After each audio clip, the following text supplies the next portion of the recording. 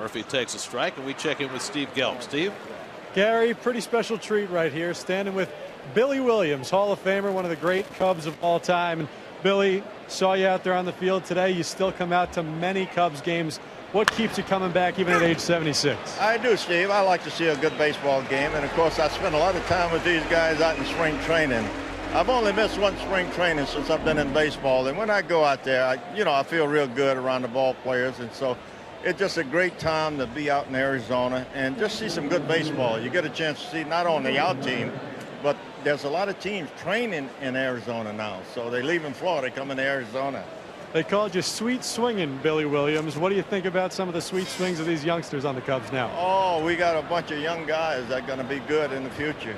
You know, Rizzo swinging a good bat now. I mean, I saw him in batting practice. He was hitting every ball on the nose.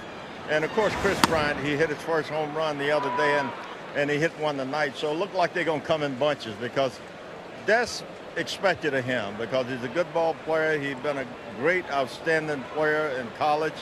And we know he's going to do well. He did well in the minor leagues, so we know he's going to do well here. Billy, you were a teammate of Ernie Banks's for, I believe, parts of 13 seasons. Yes. Very tough offseason for the Cubs family, losing Ernie Banks. What did he mean to you and to this organization and to this city? Well, first of all, he came to the Cubs in 1953, and he meant a lot for the organization, guys. The people who come out to have seen him play and enjoyed his play out here. And, of course, as a teammate, rooming together for like 2.5 weeks, and of course being together for many nights and days, you know, going out to dinner, just talking baseball. I know that he was the most positive guy I've ever seen. And we talked baseball. We really enjoyed the game. And, you know, coming from South Side to, the North Side, riding together, carpooling, we had a lot of conversations coming down Lakeshore Drive. And they were enjoyable. I got a chance to spend a lot of time with his family, and he got a chance to spend a lot of time with my family. And he's going to sorely be missed by myself and my family and a lot of people here of the Chicago family. Billy, you mentioned rooming with him for a short time. And you did his eulogy, and you mentioned it then as well. That I think you said 2.5 months, was it? Yeah, but then you had to get out of there. That's about it. And, Ernie, after I got all the information, how the Cubs, how the people pitch him and how they pitch, what they throw in the major league, and I said, that's enough. But, we spent a lot of time after then together. I spent a lot of time when I first went to spring training with him, and we just enjoyed the game of baseball. But I had to get out of the room because there are times, we didn't go to bed till 1 or 2 o'clock in the morning, and I had this little streak going. I had this little streak playing. And I wanted to be the Iron Man streak. Day, yeah. But, he could stay up all night, and the next day, he'd jolly, because the guys on the other ball club used to ask me, is he always like this? And I said, from the minute he wake up in the morning until he go to bed at night. And that's the way he was. And as I say, he was one of the most positive person I've ever met. Sometimes his mouth got you in trouble a little bit, though, with opposing pitchers, namely Bob Gibson, right? Well, when Ernie was coaching, I mentioned this at the eulogy, at Ernie's funeral.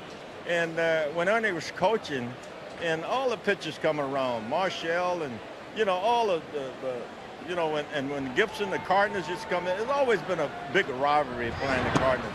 And, of course, Ernie was coaching. And they always say, when Gibson come in, say, Billy going to hit a home run off you. And I always tell him, I say, Ernie, leave him alone. He's already mean. He's already a mean guy. So don't bother him. Let him pitch, And we had fun with that many years. And that's where Ernie was. Talked to the first baseman. They always had great conversation down there.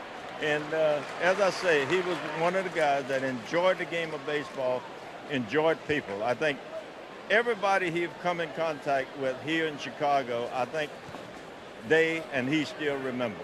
Well, Billy, we appreciate the time. We appreciate you sharing the memories, and hopefully the Cubs, maybe not this series against the Mets, but hopefully they do some winning for Ernie Banks. Well, let's get it back as a rivalry a long time ago when I had my two high school fellows, Cleon Jones and Tommy Agee. And I used to invite them over to dinner, when they come to Chicago. So They wind up winning that year. Of course, 1969, I still feel bad about that. But, you know, we had a lot of fun. And, of course, at one time, the Mets could have had 3 guys. I think they did.